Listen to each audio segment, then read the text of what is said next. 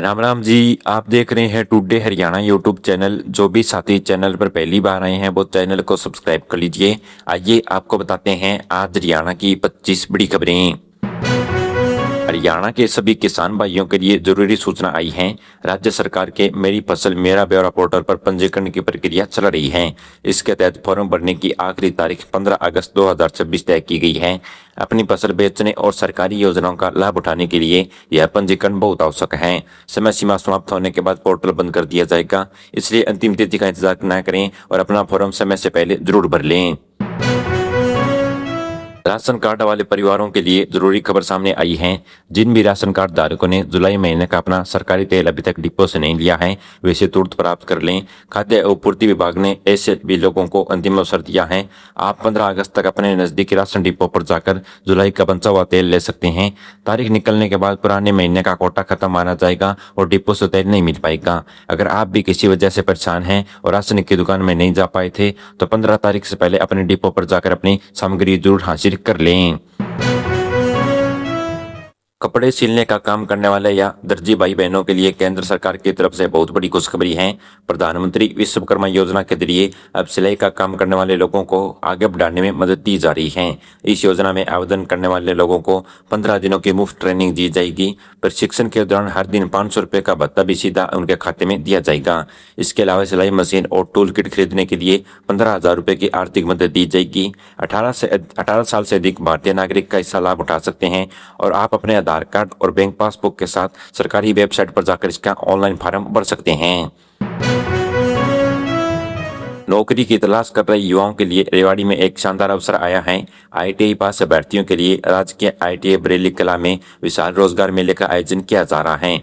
यह मेला आज सुबह 10 बजे से शुरू होगा। इसमें 20 से ज्यादा अधिक नामी कंपनियां हिस्सा ले रही हैं जो 1000 से ज्यादा खाली पदों पर सीधी भर्ती करेगी। इसमें मेले में 10वीं 12वीं आईटीआई डिप्लोमा और बीए या बीएससी पास युवा भाग ले सकते हैं। उम्मीदवारों की उम्र 18 से 30 के बीच होनी चाहिए। इसमें शामिल होने के लिए अपना बायोडाटा, सभी प्रमाण पत्र, आधार कार्ड और 4 पासपोर्ट फोटो साथ में लेकर समय पर वहां पर पहुंचें। हरियाणा सरकार ने मेधावी विद्यार्थियों के लिए अपनी नई स्कॉलरशिप का योजना का आधिकारिक नोटिफिकेशन जारी कर दिया है। डॉक्टर अंबेडकर मेधावी छात्रवृत्ति योजना के तहत 10वीं और 12वीं पास छात्रों को 8,000 से लेकर 12,000 रुपये तक की राशि दी जाएगी। इसके लिए ऑनलाइन फॉर्म 17 अगस्त से भरना शुरू हो जाएंगे। जिन परिवारों की सालाना कमाई 4 लाख रुपए तक है वे इसे आवेदन कर सकते हैं। पात्र विद्यार्थियों को अपनी श्रेणी के हिसाब से अंक हासिल करना अनिवार्य है। इच्छुक छात्र अपना आधार कार्ड, फैमिली आईडी, जाति और आय प्रमाण पत्र तैयार रखें ताकि फॉर्म भरने की शुरुआत में किसी भी परेशानी का सामना न करना पड़े। सोनीपत में सफर करने वाले आम यात्रियों के लिए रात की खबर नहीं है। स्वतंत्रता दिवस समारोह की तैयारी को देखते हुए रोडवेज की 10 बसों को पर्सनल ड्यूटी में लगा दिया है। इसके कारण शहर के कई प्रमुख रूटों पर बस की कमी गई है और यात्रियों को बस अड्डों पर लंबा इंतजार करना पड़ रहा है। यात्रियों की इस समस्या को देखते हुए परिवहन विभाग ने बड़ा फैसला लिया है। रोडवेज अपने सभी चालकों और परिचालकों की छुट्टियां 15 अगस्त तक पूरी तरह रद्द कर दी हैं। अधिकारियों का कहना है कि समारोह समाप्त होते ही बसों को दोबारा सामान्य रूटों पर चलाया जाएगा। हरियाणा में मानसून एक बार फिर पूरी तरह सक्रिय हो गया है। प्रदेश के कई हिस्सों में 100 मिलीमीटर से ज्यादा तेज बारिश दर्ज की गई। उकलाना क्षेत्र में एक मकान पर अचानक आकाशीय बिजली गिर गई जिससे घर की दीवार में गहरी दरारें आ गई। गनीमत यह रही कि इस हादसे में बड़ी हानि नहीं हुई। मौसम विभाग को देखते हुए आज भी राज्य के 5 प्रमुख जिलों में मूसलाधार बारिश का येलो अलर्ट जारी किया गया है। प्रशासन ने लोगों को सलाह दी है कि खराब मौसम के दौरान वे खुले स्थानों और बिजली के खंभों से दूर रहें तथा यात्रा करते समय विशेष सावधानी बरतें। 15 अगस्त यानी स्वतंत्रता दिवस से पहले सुरक्षा व्यवस्था को बेहद कड़ा कर दिया गया है। फरीदाबाद और दिल्ली एनसीआर के सभी प्रमुख मेट्रो स्टेशनों पर चौकसी बढ़ा दी गई है। 9 अगस्त से लेकर 16 अगस्त तक यात्रियों को पूरी तरह जांच पड़ताल और उनके सामान की संग से तलाशी के बाद स्टेशनों में प्रवेश दिया जाएगा। इस विशेष व्यवस्था के चलते चेकिंग लाइन में थोड़ा ज्यादा समय लग सकता है। मेट्रो से यात्रा करने वाले सभी नागरिकों को सलाह दी जाती है कि वे अपने गंतव्य के लिए घर से थोड़ा अतिरिक्त समय से निकलें ताकि मेटल डिटेक्टर और सामान की जांच के दौरान उन्हें किसी भी हड़बड़ी का सामना न करना पड़े। गुरुग्राम के पास इलाके में सरकारी जमीन पर बने अवैध निर्माण को ढाने की पूरी तैयारियां हो चुकी हैं। सुप्रीम कोर्ट के सख्त निर्देशों का पालन करते हुए हरियाणा शहरी विकास प्राधिकरण ने एक बड़ा अभियान शुरू कर दिया है। इसके लिए विभाग की तरफ से 7 विशेष टीमों का गठन किया गया है। यह टीमें शहर के अलग अलग हिस्सों में जाकर अवैध कब्जों को चिन्हित करेगी और बुलडोजर चलाकर जमीन खाली कराएगी। प्रशासन ने स्पष्ट किया है कि यह कार्रवाई 30 अगस्त 2026 तक लगातार जारी रहेगी। बिना अनुमति या गलत तरीके से बनाई गई इमारतों पर तुरंत शिकंजा कसा जाएगा, जिससे भूमाफियों में हड़कंप मचा हुआ है। सड़क सुरक्षा को लेकर हिसार पुलिस एक्शन मोड में नजर आ रही है। शहर की यातायात व्यवस्था को सुधारने के लिए पुलिस प्रशासन ने एक विशेष चेकिंग अभियान चलाया है। इस अभियान के तहत महज 2 दिनों के भीतर ही ट्रैफिक नियमों का उल्लंघन करने वाले 1,68 वाहनों का चालान भारी भरकम काटे गए। बिना हेलमेट, बिना सीट बेल्ट, ओवर स्पीडिंग और गलत दिशा में गाड़ी चलाने वाले चालकों पर पुलिस ने सख्त कदम उठाए हैं। पुलिस अधिकारियों का कहना है कि यह कार्रवाई आगे भी लगातार जारी रहेगी। उन्होंने आम जनता से अपील की है कि वे दुर्घटनाओं से बचने के लिए यातायात के सभी नियमों का कड़ाई से पालन करें। अब देश में बसें बनाना पहले से ज्यादा काफी और सस्ता हो जाएगा। ऑटोमोबाइल संस्था आईटेक ने बसों की बॉडी बनाने और उनकी जांच के लिए नियमों में बहुत सरल कर दिया है। नए नियमों के आने से बसों की पासिंग और कागजी कार्रवाई होने से 50% खर्च घट जाएगा। इससे बस बनने वाली कंपनियों को राहत मिलेगी और व्यापार आसान होगा। सबसे अच्छी बात यह है कि खर्च कम होने से यात्रियों की सुरक्षा में कोई समझौता नहीं किया जाएगा। बसों में सुरक्षा के सभी मानक पहले ही तय मजबूत रहेंगे। इस कदम से आने वाले दिनों में यात्रियों में कम किराए में सफर करने का मौका मिल सकता है। फरीदाबाद के कॉलेजों में ग्रेजुएशन में दाखिला लेने वाले छात्रों के लिए बहुत अच्छी खबर आई है। अगर आप अपना पुरानी लिस्ट में नाम नहीं आया था तो अब बची हुई खाली सीटों पर सीधे दाखिले शुरू हो चुके हैं। कॉलेज ने इसके लिए ओपन काउंसलिंग की प्रक्रिया चालू कर दी है। छात्र बिना किसी लेट फीस के अपना फॉर्म जमा कर सकते हैं और एडमिशन ले सकते हैं, लेकिन ध्यान रहे 10 अगस्त के बाद दाखिला लेने पर आपको एक्स्ट्रा फीस या जुर्माना भरना पड़ेगा। फरीदाबाद के पृथला इलाके में रहने वाले लोगों के लिए जरूरी चुनावी खबर सामने आई है।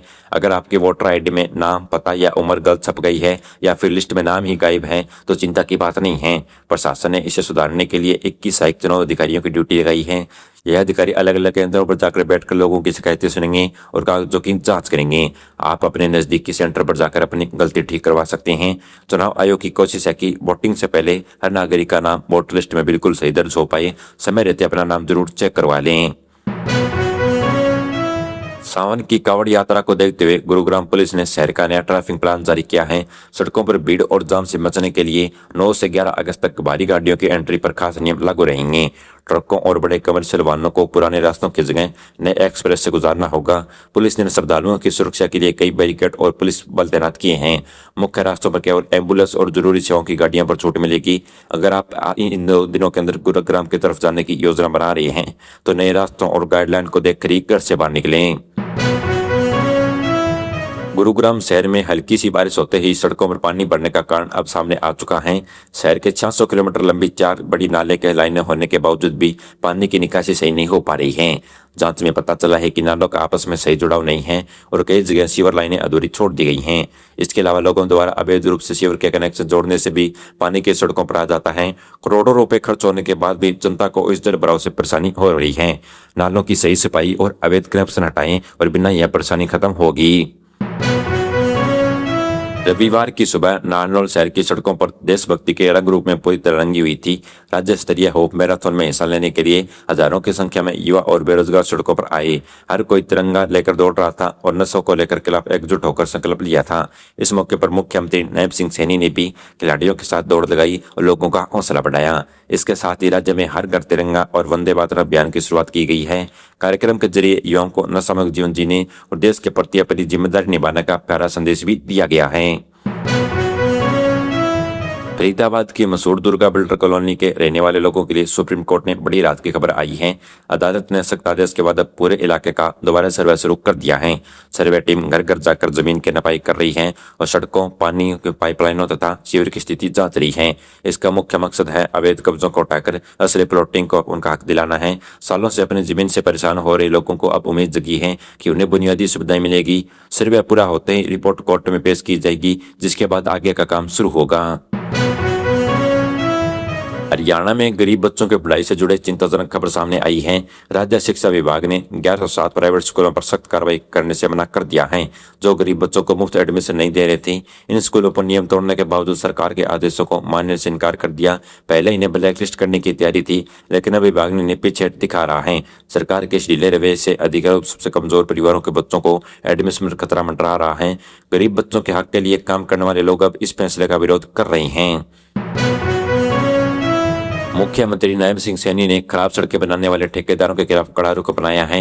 उन्होंने साफ कह दिया कि अगर सड़क बनते ही टूट जाती है या काम में घटिया सामान लगाया जाता है तो उस कंपनी पर भारी जुर्माना लगाया जाएगा। इतना ही नहीं, लापरवाही बरतने वाले ठेकेदारों के खिलाफ पुलिस में एफआईआर दर्ज होगी और उन्हें हमेशा के लिए ब्लैकलिस्ट कर दिया जाएगा।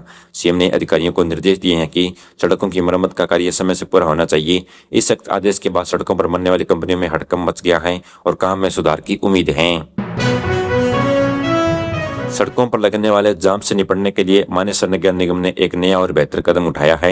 शहर की मुख्य सड़कों पर अवैध तरीके से रेहड़ी लगाने वालों लोगों के लिए अब 37 जगह और जोन बना दिए जाएंगे। इनमें 10 जोन नगर निगम के दायरे में होंगे, 27 जोन एरिया में बनाए जाएंगे। अब सभी दुकानदारों को रेहड़ी वालों जगह के तय में दुकान लगानी होगी। अगर कोई व्यक्ति इन जोन के बाहर या फुटपाथ पर दुकान सजाएगा तो उसका सामान जब्त कर कार्रवाई की जाएगी। इससे खरीदारों को आसानी होगी और ट्रैफिक भी साफ चलेगा। मेरी दोबारा बताई गई खबरें आपको कैसी लगी, कमेंट बॉक्स में जरूर बताइएगा। चैनल को सब्सक्राइब कर लीजिए। धन्यवाद।